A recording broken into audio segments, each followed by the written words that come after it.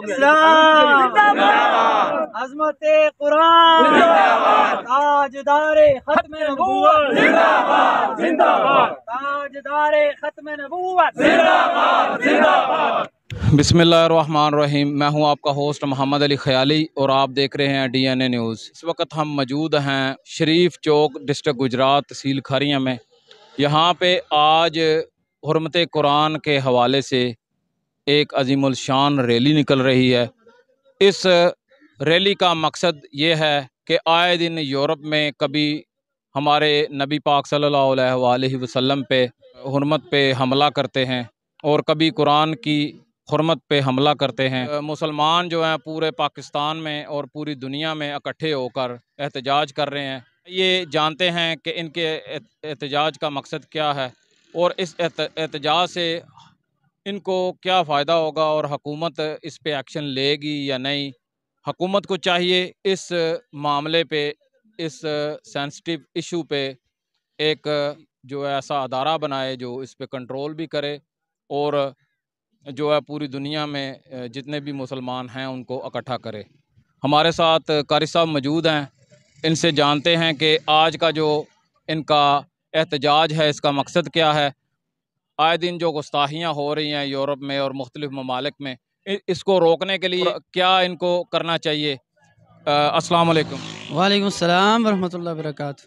آپ کا نام کیا ہے قاری صاحب؟ جی محمد طاہر نام ہے میرا، اور یہ گوٹریالہ مرکزی جامع مسجد میں خطابت کے فائز۔ آج جو جلوس نکال رہے ہیں آپ، اس کا بنیادی مقصد کیا ہے اور حکومت کو آئے دن جو گستاخیاں ہو رہی ہیں یورپ میں اور مختلف ممالک میں، تو حکومت کو کیا کردار ادا کرنا چاہیے اور آپ کا کیا مطالبہ ہے؟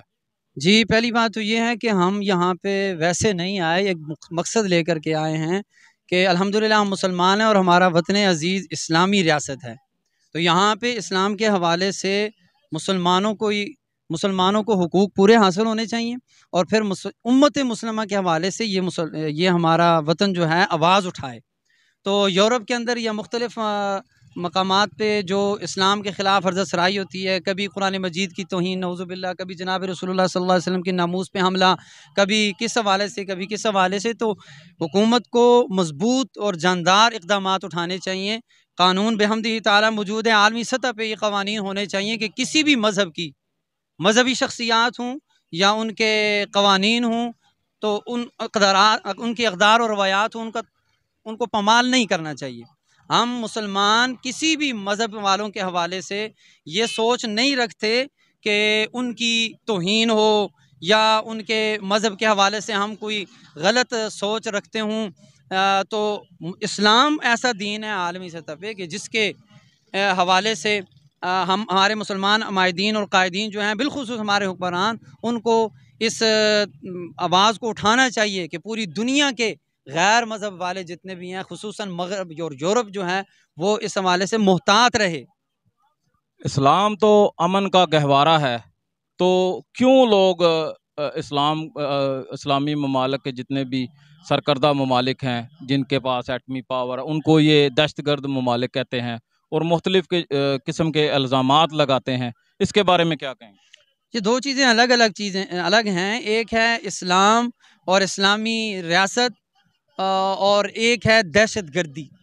یاد رہے کہ اسلام اور دہشت گردی کا آپس میں کوئی تعلق نہیں ہے۔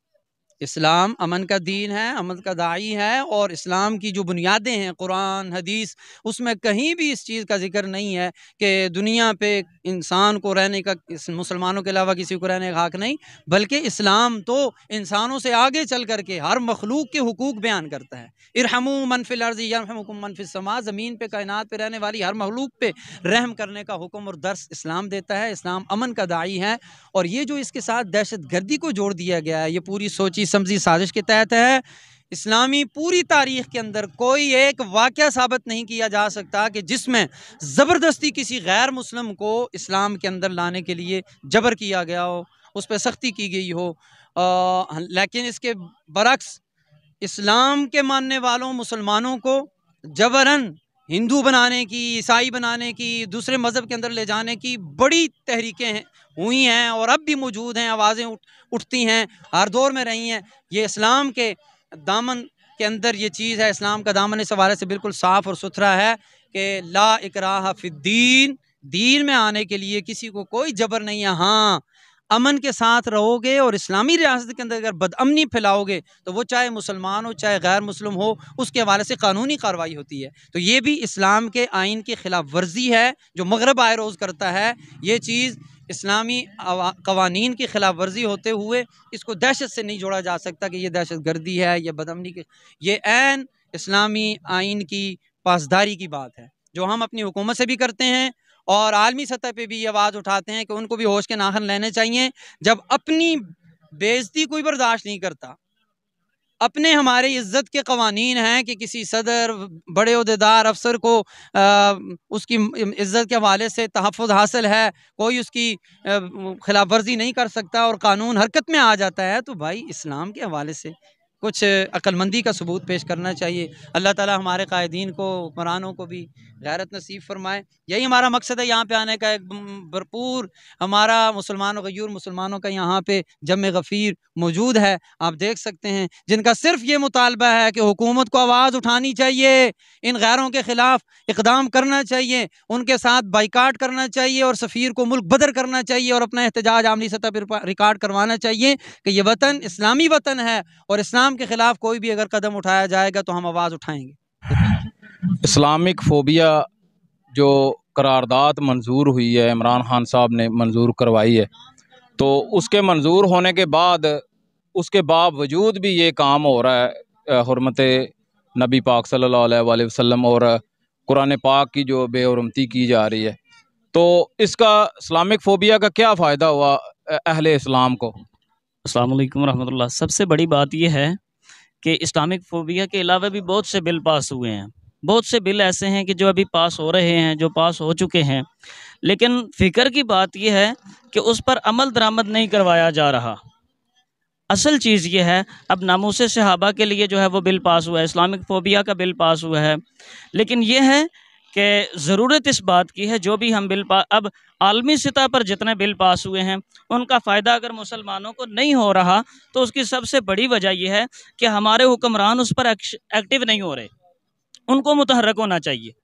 ہمارے حکمرانوں کے ساتھ ساتھ جو ہمارے عمائدین ہیں، جو جماعتوں کے قائدین ہیں، اہل السنہ والجماعہ ہیں، اہل الحدیث ہیں، قرآن و سنہ موومنٹ ہے، جتنی بھی جماعتیں ہیں کسی بھی طبقے کے ساتھ وہ تعلق رکھتی ہیں، ضرورت یہ ہے کہ ان کو متحرک ہو کر علماء کو، قائدین کو، زعماء کو، حکومت کو اور حکام کو مجبور کرنا چاہیے اس پر عمل درآمد کرنے کے لیے۔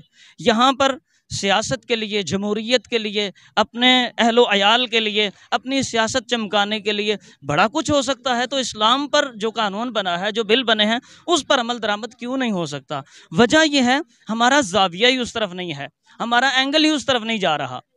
ہمیں پتہ چلتا ہے آٹا مہنگا ہو گیا ہے، جلوس نکل آتا ہے، ہمیں پتہ چلتا ہے فلاں شخص کو گرفتار کیا جا رہا ہے، رات کو 1 بجے بھی ہم اٹھ کے آ جاتے ہیں، 2 بجے بھی اٹھ کے آ جاتے ہیں، رات کو ہمیں نیندیں ہی نہیں آتی، ہمارا قائد گرفتار ہو رہا ہے، ہمارا فلاں گرفتار ہو رہا ہے، میرے بھائی کو اٹھا کے لے گئے ہیں، لیکن مجھے اس بات کا احساس نہیں، جب میں ایک نوالا منہ کی طرف لے کے جاتا ہوں مجھے اس چیز کا احساس نہیں کہ ناموس صحابہ پر اگر بل پاس ہوا ہے اس پر عمل نہیں ہو رہا اور صدیق کو گالیاں نکالی جا رہی ہیں، فاروق اعظم رضوان اللہ علیہ مجمعین پر تبرہ بازی کی جا رہی ہے، قرآن کو پاؤں کے نیچے روندا جا رہا ہے، عمل درآمد نہیں ہے۔ اصل بات یہ ہے قانون سارے بنے ہوئے ہیں، ان قانونوں پر عمل درآمد کروانا چاہیے۔ ہم اس لیے یہاں پر اکٹھے ہوئے ہیں حرمت قرآن کے لیے، حرمت رسول کے لیے، قرآن و سنت کی بالادستی کے لیے، جتنے بھی قوانین موجود ہیں ان پر عمل درآمد کیا جائے اور لوگوں کو یہ باور کرایا جائے اور وہ عبرتناک سزائیں جو لکھی گئی ہیں ان کو عملی جامہ پہنایا جائے۔ اس لیے ہم یہاں پر جمع ہوئے ہیں، تو ہمارا یہ ان سے مطالبہ ہے اور یہ ہم امن کے داعی ہیں، لیکن جو ہمارے امن کو للکارے گا ہم انشاءاللہ اس کا اسی طرح مقابلہ کریں گے۔ کیوں کہ ہم مسلمان ہیں، ہمارے نبی جناب محمد الرسول اللہ صلی اللہ علیہ وسلم نے جو ہمیں لفظ ایمان عطا کیا ہے اسی کا ہی مقصد ہی امن ہے، اس لیے ہم امن والے ہیں، لیکن اس کی ضرورت یہ ہے کہ جو ہمارے لیے انہوں نے قوانین ضوابط لکھے ہیں ان کو عملی جامہ پہنایا جائے۔ ہر قسم کا ہمیں انشاءاللہ اس سے سپورٹ بھی ملے گی، فائدہ بھی ہوگا اور تمام مسلمان اس سے مستفید ہوں گے، بلکہ عالم اسلام مستفید ہوگا۔ ضرورت یہ ہے کہ اس پر عمل کیا جائے۔ ناظرین، آپ نے कारी साहबान की जो है गुफ्तगू सुनी। आज का जो एहतजाज है उसका बुनियादी मकसद यही है कि हर तरह के कानून बने हुए हैं, यूरोपियन यूनियन के जो कानून बने हैं उन पे अमल दरामद हो रही है, और हर किस्म के जो दूसरे ममालिक के कानून बने हुए हैं, हम लोग अपने मुल्क में एक साइड की वन वे की पाबंदी नहीं करते और दूसरे ममालिक में हम जाके लाइन में खड़े होते हैं और रोड क्रॉस करने के लिए घंटों वेट करते हैं। एक छोटी सी बात पे अगले दिन कत्लो गारत होने वाला था, तो हम मुसलमान हैं, अपने इस्लाम के लिए जान भी दे सकते हैं, इसके लिए किसी भी हद तक जा सकते हैं। इसी के साथ अपने मेज़बान मोहम्मद अली ख़याली को इजाज़त दें। मिलते हैं अगली वीडियो के साथ। अल्लाह हाफिज़। पाकिस्तान जिंदाबाद।